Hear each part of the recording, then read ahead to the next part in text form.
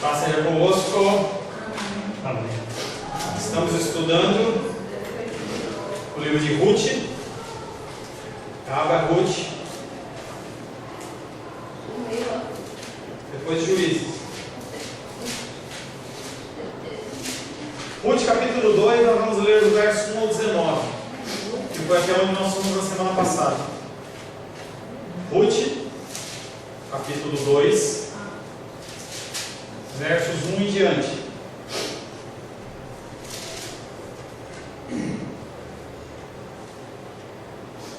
Achou aí, irmão Cláudio? Não, vixe, passou demais.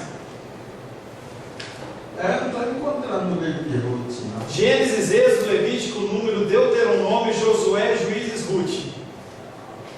Depois de Josué. Josué, Juízes e Ruth.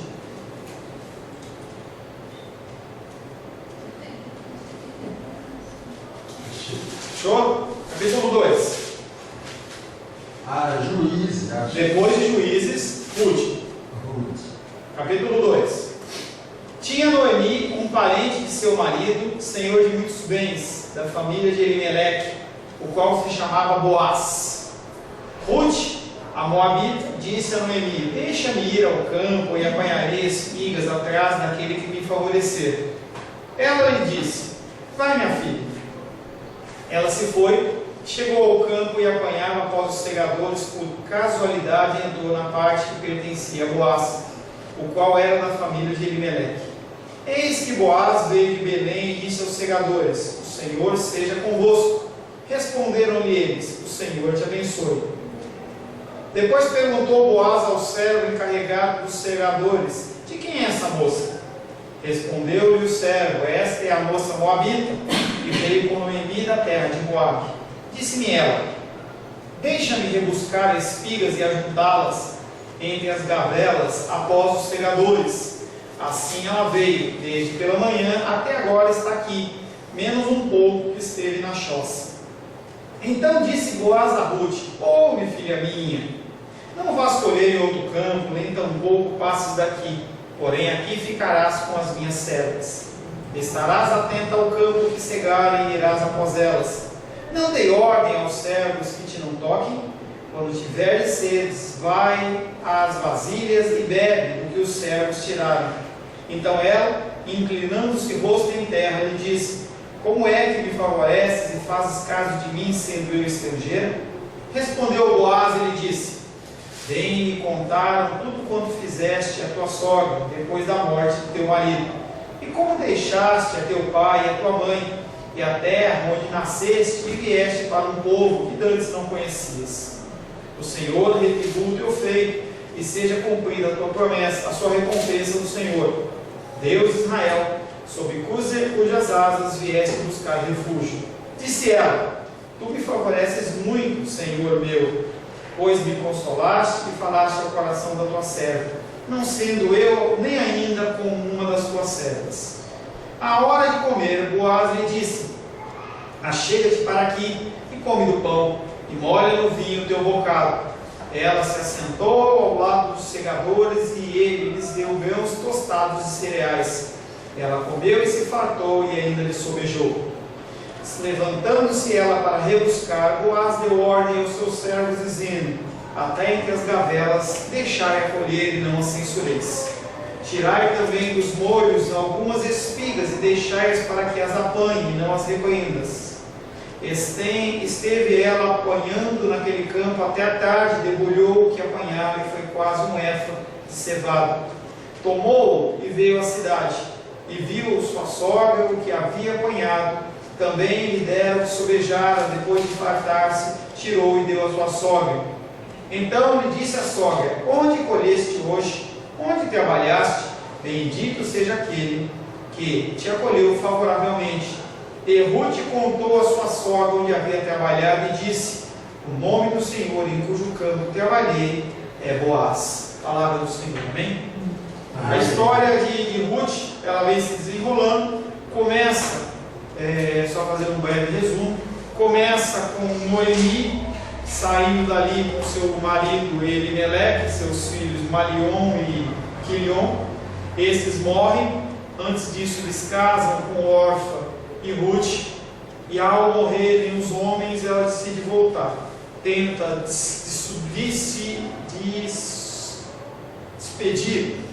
despedir as suas noras para que voltem à casa dos seus pais e encontrarem um novo casamento. Ela mostra e vê a situação que não há possibilidade dela continuar naquela família. E Orfa vai embora e Ruth volta com a sua sogra. Quando elas chegam em Jerusalém, são reconhecidas, em especial Noemi, ela é reconhecida, e eles falam que ela olha, será que não é essa Noemi? E a gente falava que Noemi tinha um significado que significava alegre. Ela fala assim: não me chame de alegre, não me chame de Noemi, me chame de Mara, quer dizer amarga, porque eu saí cheia, meu marido e meus 2 filhos, e eu volto vazia. Tá? E aí no comecinho desse capítulo 2, tinham acabado de chegar. Ruth olha para Noemi e fala assim: eu vou trabalhar. Era a época de colheita.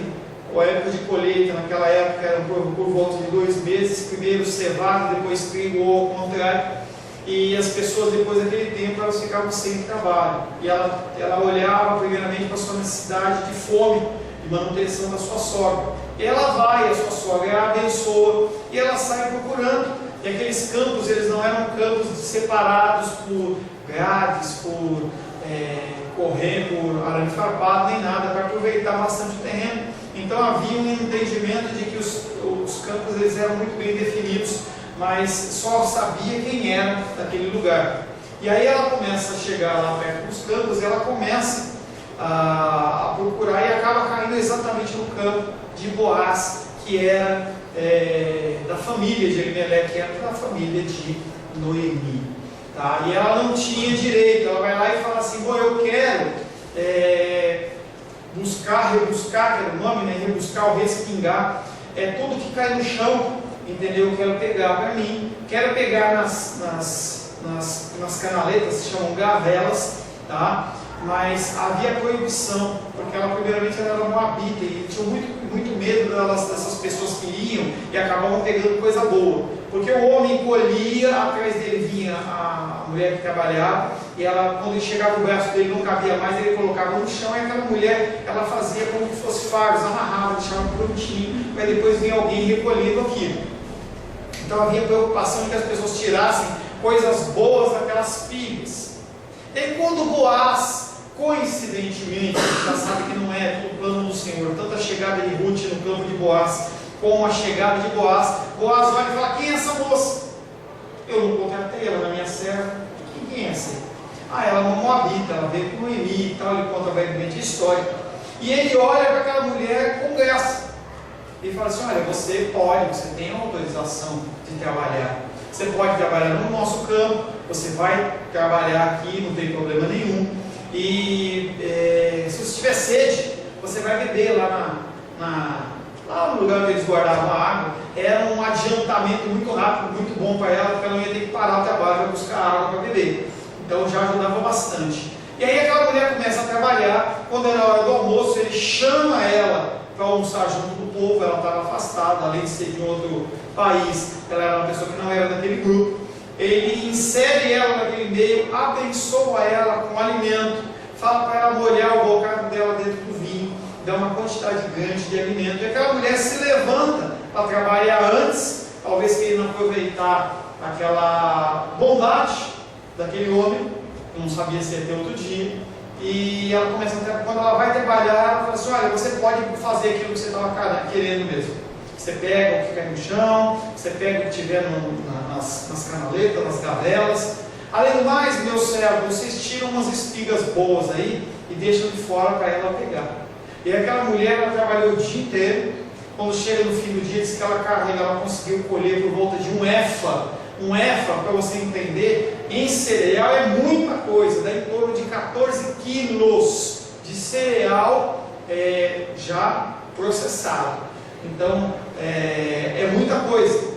E aí ele pega, Ruth coloca aquele material num chale, ou num negócio que tinha, num pano que ela tinha lá, e leva para lá. Quando ela chega perto da sua casa, sua sogra a vê e fala, no verso 19: onde você colheu? Onde trabalhou? bendito seja aquele que te acolheu favoravelmente. E Ruth conta que trabalhou no lugar do campo de Boaz. Entrando no texto de hoje, no verso 20, diz o seguinte: então Noemi disse à sua nora: bendito seja ele do Senhor que ainda não... Então Noemi disse à sua nora: bendito seja ele do Senhor, que ainda não tem deixado a sua benevolência, nem para os vivos, nem para os mortos. Disse-lhe mais Noemi: esse homem é nosso parente chegado e um dentre os nossos resgatadores. Essa figura de Boaz que apareceu lá no comecinho, no capítulo 2, tá?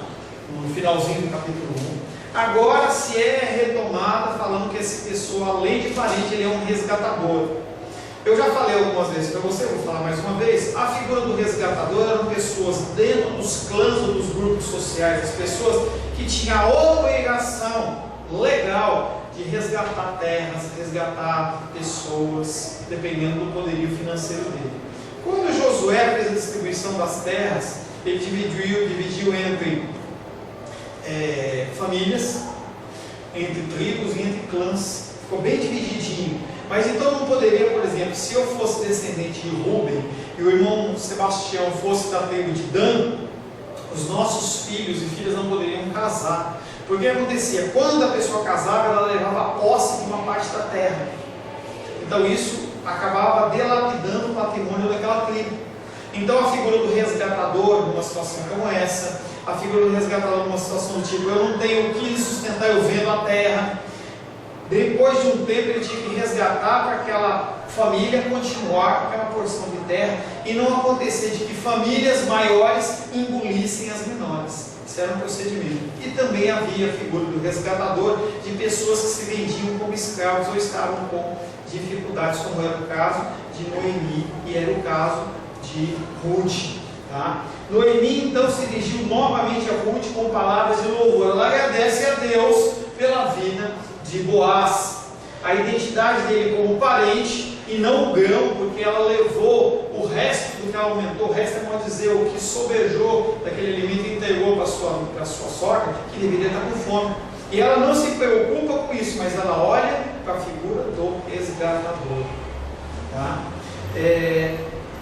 O resgatador é responsável por essas coisas que eu falei. E aí ela começa a olhar pela figura do resgatador como uma pessoa que poderia sim ser a tábua de salvação delas. Elas, como mulheres, não tinham muita saída, mas havia essa figura do resgatador como uma pessoa que poderia dar a solução dos seus problemas. E quem sabe não casar com Ruth.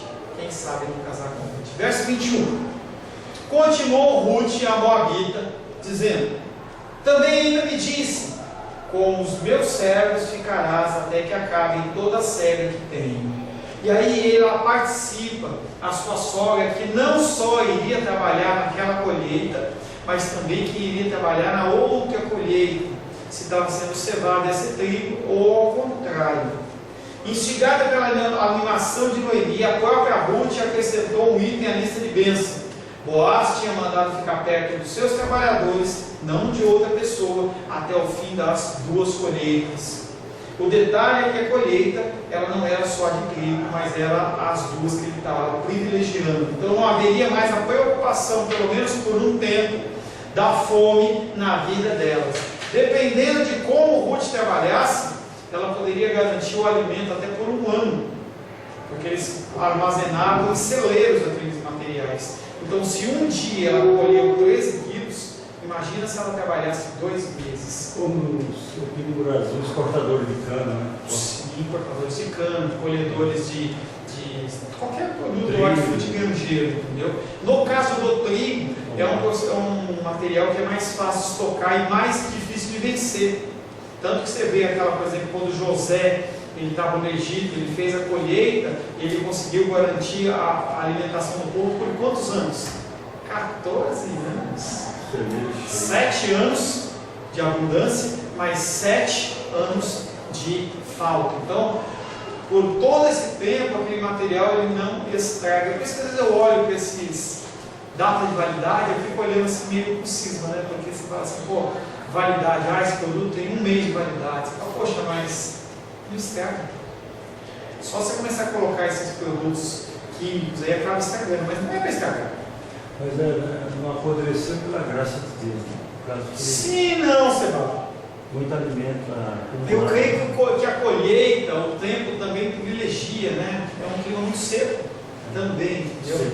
Eu não tenho conhecimento de como funciona. Eu sei que José guardou por 14 anos. É ano, hein? Deus. É muita coisa. Tá? Verso 21. Já falamos, verso 22. Disse Noemi a sua nora, Ruth: bom será, filha minha, que saias com as servas dele, para que no outro campo não te molestem. Noemi então aconselhou Ruth a aceitar a oferta de Boaz. Ela deve trabalhar só no campo dele e também se afastar dos trabalhadores de sexo masculino e chegar-se do sexo feminino. E aí tem uma ideia que ela já está implantando na história aí, entendeu? Primeira coisa, ela não quer que ela seja molestada. Ela, como uma moça bonita, ela poderia ser molestada tanto fisicamente. Se ela fosse querer colher em outro campo, as pessoas iam querer afastá-la, talvez até com força bruta, iam tentar retirar ela daquele lugar. Haveria um perigo também dela ser molestada sexualmente, porque as pessoas trabalhavam desde o nascer do sol até o pôr do sol, e depois os homens saíam a beber, então havia essa preocupação também. E o que a gente vai ver no decorrer da história é que ela também está preocupada em que Ruth pudesse estabelecer romance com possíveis pretendentes entre os trabalhadores. Então ela olha a figura de Boaz e fala assim: vou preservar essa mulher, entendeu? Vou preservar Ruth para algo especial. Se eu não alertar ela vai começar a ficar ali, aí um homem ajuda, gasta, dá uma aguinha e vai acabar acabar casando com o pé rapado. Então o que ela está pensando? Ela está pensando na figura de Boaz. Como Sara e Rebeca, Ruth foi protegida para um propósito ainda desconhecido para eles, talvez até para gerar um próprio filho para a linhagem de Elimelec. Verso 23. Assim passou ela a companhia das servas de Boaz para colher, até que a cega da cevada e de trigo se acabou e ficou com a sua sogra. Como a sua sogra tinha instruído, ela fez. Ela era muito obediente. Como ela tinha falado, ela fez. E aí o que ela foi fazer? Ela foi trabalhar junto na colheita de Boaz. Ela não saiu para outro lugar. Em vez de ela ficar misturada com os homens, ela ficou misturada com as mulheres. E ela trabalhou por toda aquela primeira colheita de cevada, depois a colheita de trigo. E depois disso não tinha mais trabalho, ela voltou para ficar com a sua sogra. Acabada a colheita, 2 meses depois, a perspectiva da fome já reaparece. É a preocupação do ser humano em relação à sua provisão. Independente do quanto Ruth tivesse juntado, será que daria para mais um ano? Será que daqui a um ano eu teria o privilégio de trabalhar? Então a pessoa começava a ficar preocupada em relação a isso. Tá? Durante esse tempo, a ordem de Boaz garantiu bastante para comer. A colheita já havia vindo e a despensa da viúva estava cheia. Então, essa história, esse versículo, ele vem encerrando a história da colheita. Inseriu a figura de Boaz, do seu conhecimento, tá? E esse capítulo também leva aos crentes como eu e você, que Deus honra graciosamente aqueles que praticam simples atos de devoção, providenciando a satisfação das suas necessidades. Quanto maior o risco, maior será a recompensa graciosa de Deus. Mateus 19, 29, abre aí, Mateus 19, 29, Deus fala um pouquinho sobre as pessoas que abandonam tudo para viver para Ele.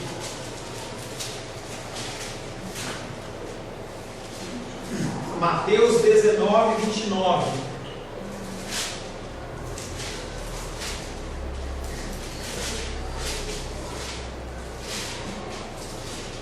Me achou ler, por gentileza? E todo aquele que tiver deixado casa, ou irmãos, ou irmãs, ou pai, ou mãe, ou mulher, ou filhos, ou campos, por causa do mundo, receberá muitas vezes mais e herdará a vida eterna. E aí Jesus Cristo está falando através do evangelista Mateus sobre as pessoas que se colocam a campo para falar do nome dele. Então, abandonar a respeito do nome, seja perseguição, seja missionários, pastores, qualquer coisa que seja, que você abandona o convívio familiar, ou abandona o conhecimento, a cultura dos seus pais, de alguma coisa assim, no sentido de você falar do amor de Deus. A gente vê bastante isso dentro das igrejas perseguidas. O Senhor fala que receberá muitas vezes mais, e aí está falando em vida terrena, e aí ele acrescenta a bênção da vida eterna, e herdará também a vida eterna. Quando eu estava aqui, a Ana chegou para mim e falou assim: pastor, eu posso fazer uma pergunta? Aninha, eu falei: fala, Aninha, é bom ser pastor? Eu falei: é. Ela falou: por quê? Aí eu falei assim: porque você cuida de pessoas. Ela: como assim? Aí eu falei assim: é que nem um médico, só que cuida das emoções, cuida do espiritual. Ah, eu quero ser médico. Mas você vai cuidar de pessoas também. Ela saiu balançando a cabecinha. 10 aninhos de idade, né? Ruth, capítulo 3 agora. Vamos achar Ruth, capítulo 3 de novo. Volta lá.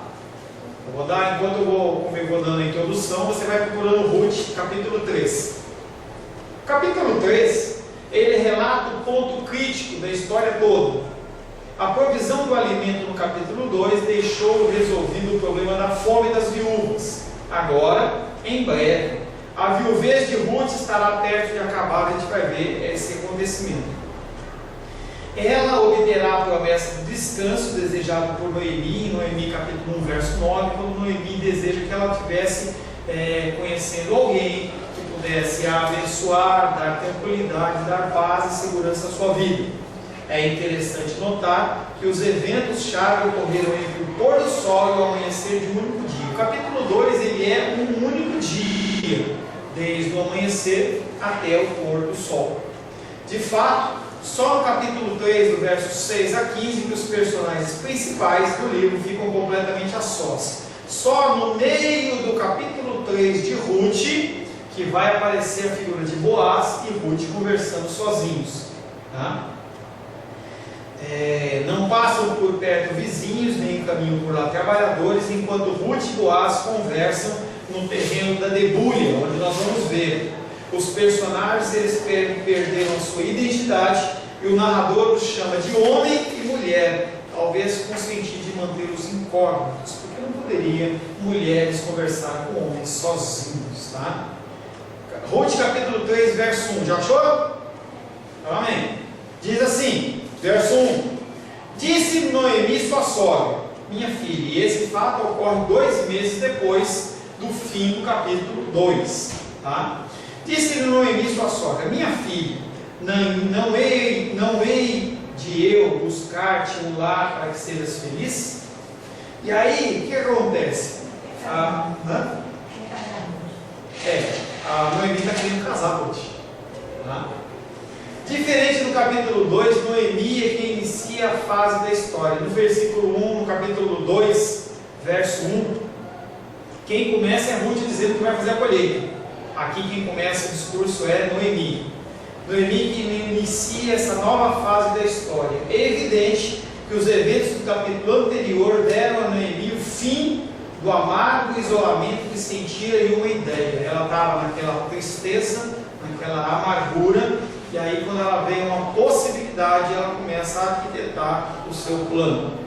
Ela declarava sua intenção de desempenhar uma obrigação que cabia aos pais. Naquela época, as pessoas não casavam por quem queriam. O conceito oriental não era assim. Você, até aqui no conceito ocidental, uns 40 anos atrás, 50 anos atrás, a pessoa não casava com o que ela queria. Normalmente, as famílias acabavam direcionando para que os filhos casassem com as filhas no mesmo nível social. Não era qualquer um que casava com qualquer um. Havia dificuldade em relação a isso. E aí Noemi, ela olha e fala assim que ela vai arranjar um casamento para que ela seja feliz. Vê-se claramente que Noemi tinha em mente um novo casamento e a segurança que o assistia, a permanência, o pertencer que isso daria a Ruth.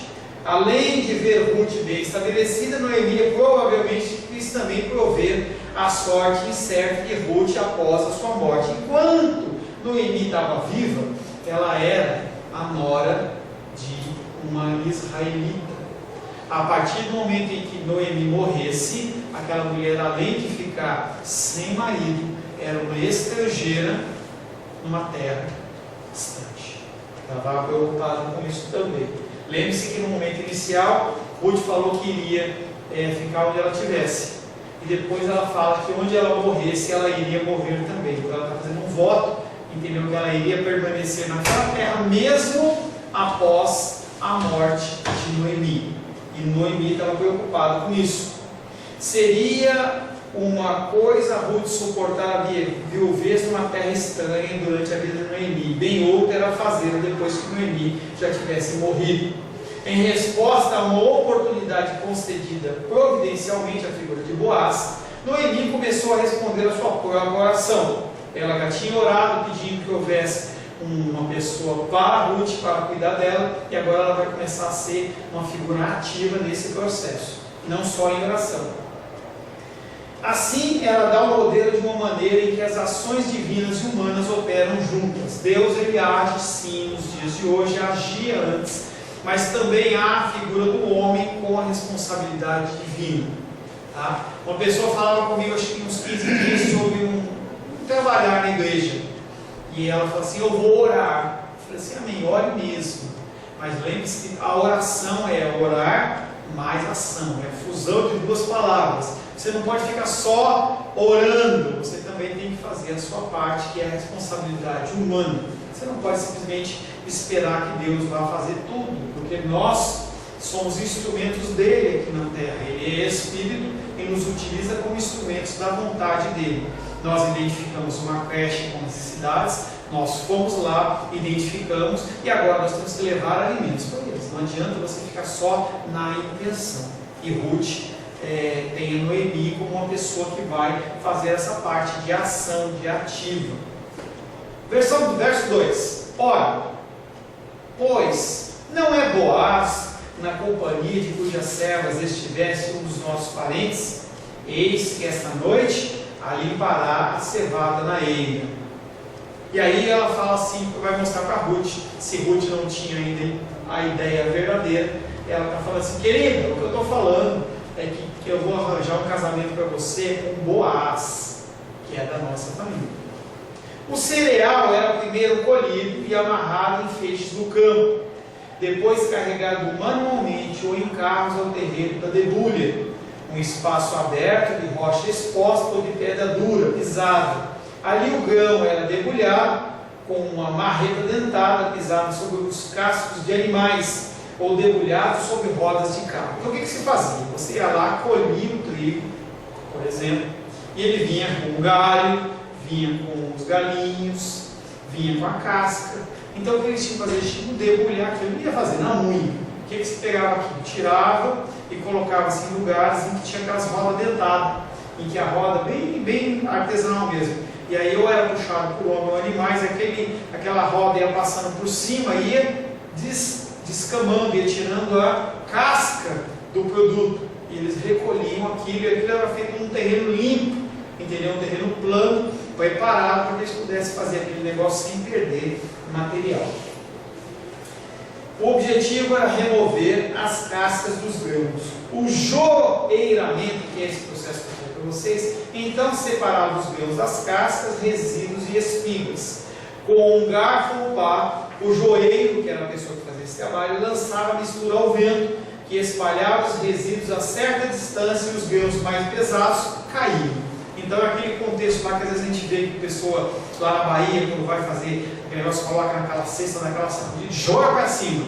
Então o próprio vento, ele fazia aquela separação e caía as sementes de novo no cesto. Nesse caso aqui, ele pegava com a mão, não havia o cesto, a ideia do cesto. Ele estava num lugar que era montanhoso, mas era um lugar plano, então havia vento, não era muito vento. Eles pegavam aquele, jogavam para cima, o vento naturalmente separava aquelas partículas mais leves da mais pesada que eram os grãos, caíam no chão. Pastor, ele devia passar antes pelo moinho, né? Sim, era o que eu falei, as rodas dentadas eram um moinho. Você colocava, tiravam primeiro os galhos, mas eles ainda tinham, aí colocavam eles em rodas, que eram buracos, e aí acontecia, ou animais ou pessoas rodavam aquele negócio que era uma roda cheia de dente assim, em que quando ele entrava, ele não chegava a esmagar, mas ele chegava a quebrar as cascas para poder fazer. E depois eles pegavam aquele negócio lá misturado de semente com as palhas e todas as coisas, e eles jogavam ao vivo. Depois espalhavam os resíduos a certa distância e os grãos mais pesados caíam perto da pessoa. Depois de ser passado por uma peneira, os grãos eram ajuntados em montes, a palha dada por alimento aos animais e o restolho usado como combustível. Então, mesmo jogando para o céu, ainda ficava resíduo. Então eles usavam peneiras para poder separar o resto. E aí o que eles faziam? O que sobrava das palhas, que era o que não era aproveitado, era separado para os animais comerem. E aí o que não era usado, que era o restolho, que não servia para nada, nem para o alimento, nem para o ser humano, nem para o animal comer, eles usavam de combustível, como se fosse para fazer fogo naqueles fogões de lenha e tudo mais, usavam como combustível. Noemi, em seguida, explicou a ideia dupla do seu plano. Primeiro, ela lembrou Ruth que Boaz era parente delas e um parente próximo, então havia possibilidade de casamento. Seu parentesco e os deveres que porventura lhe coubessem foi uma premissa do plano de Noemi. Ela sabia que havia essa obrigação, que eu já expliquei para vocês, da figura do resgatador. Noemi precisava aproveitar esse momento. E aí ela falou, olhe, acrescentou, olhe, ele está trabalhando no campo hoje à noite. Boaz estaria num lugar mais ou menos isolado, onde ele e Ruth poderiam então conversar em particular. Então a ideia de Noemi é o quê? Ele é resgatador, ele está trabalhando à noite. Como é que ela ficou sabendo disso? Era da família, ela ouviu algum comentário. E ela falou assim, olha, nós vamos, presta atenção porque esse homem aí, entendeu? Ele vai estar sozinho lá. Verso 3. Ela continua a instrução e fala para Ruth, banha-te, unge-te, põe os teus melhores vestidos e desce a eira, porém não te des a conhecer ao homem até que ele tenha acabado de comer e beber. Ela não é boba nem nada. Falou para Ruth, toma um banhão, fica bonitona, unge, coloca um perfuminho, pega o seu melhor vestido e vai lá para a eira. Mas você não se apresenta de cara não, porque senão ele vai acabar colocando você para trabalhar. Não é esse o objetivo. Deixa ele trabalhar, entendeu? Depois, quando ele acabar de trabalhar, ele vai jantar. Depois, quando ele jantar, ele estiver satisfeito, estiver alegre, essa é a sua história, entendeu? Aí você se apresenta. Banhe-te, unge, bebê também. Põe os teus melhores vestidos e desce a eira, porém não des a conhecer ao homem até que ele tenha acabado de comer e beber. Noemi então articulou o seu plano. Em vez de sair correndo para o tempo da terreiro da debulha, Ruth deveria primeiro preparar-se. O uso de óleos, particularmente nas ocasiões festivas, era comum na antiguidade, era um símbolo de boa reputação. Obviamente, Ruth deveria se fazer atraente para aquele homem. Preparada assim, ela deveria descer até o campo da debulha. Não era para chegar correndo para Boaz e iniciar a conversa. Pelo contrário, Noemi instruiu que ele deveria esperar ele fazer tudo. Ele tinha que estar de bom humor. Imagina ele estar lá trabalhando, cansado, com sol, suor, aquele mau humor, podia acontecer algum problema. Ela tinha que esperar ele acabar o trabalho, sentar, comer e também até beber. Obviamente ela queria que Boaz estivesse de bom humor. E aí ela caprichou o quanto ela pôde para estabelecer uma situação favorável. Tudo pensamento de Noemi, a armação de Noemi. E aí no verso 4, para a gente finalizar, quando ele repousar, notarás o lugar em que ele se deita, então chegarás, ele descobrirás o pés e te deitarás, e ele te dirás o que deve fazer. Tá? E aí a situação é a seguinte, nós não vamos continuar a explicação, não é só para você ficar pensando. A ideia é, depois que ele comer, depois que ele beber, depois que ele se fartar, depois que ele estiver bem de bom humor, você vai de mansinho, entendeu? Vê onde ele se deita, ele vai descansar, ele vai estar cansado, você vai chegar, descobrir os pés dele, porque eles tinham aquelas vestes grandes, né? E aí tinham aqueles aquelas proteções, aqueles panos lá, e ele está quentinho lá, porque na madrugada vai fazer frio. Quando fizer frio, você vai lá, descobre o pé dele e deita no pé dele. Tá? E aí na semana que vem a gente vai ver qual é o objetivo disso, entendeu? Qual é a motivação toda para que esse frio tivesse acontecendo, esse tipo de coisa. Amém, queridos? Queridas, glória a Deus. A paz seja convosco. Meu nome é Paulo César. Eu sou pastor da Igreja Cristã Semente de Vida, aqui em Brasília, Distrito Federal. Me alegro que a palavra tenha te alcançado. A palavra faz isso. Ela alcança as pessoas aonde quer que elas estejam. E você foi agraciado com esta palavra. Não que eu tenha nada especial a te dizer. A palavra ela é suficiente e ela usa quem ela quer. E eu me alegro por ter sido um canal para poder te abençoar. Mas eu quero te dizer que não basta você ser um ouvinte. Não basta ser uma pessoa que se alegra quando você ouve a palavra de Deus. A vida ela é feita de decisões. Se você está ouvindo essa palavra hoje, eu creio que o Espírito Santo tem um propósito especial com você.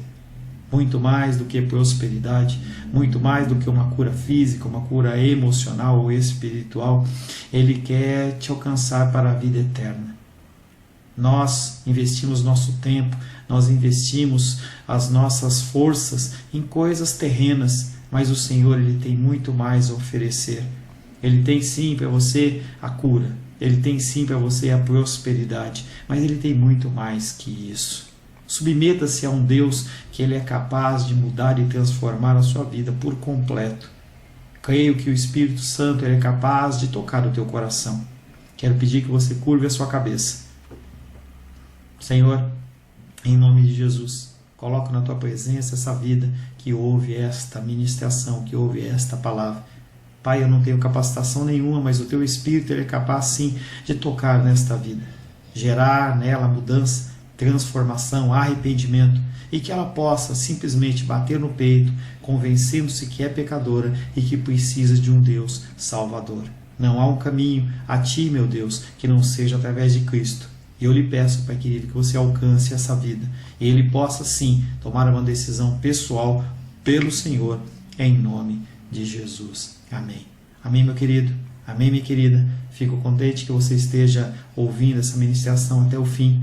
E peço que você não se limite a ouvir os cultos pela internet. Você procure perto da sua casa uma igreja, um lugar que proclame a palavra do Senhor. Eu oro para que o Espírito Santo te direcione nessa busca, porque muita coisa tem sido oferecida que não é o Evangelho. Eu abençoo a sua vida em nome de Jesus. Amém.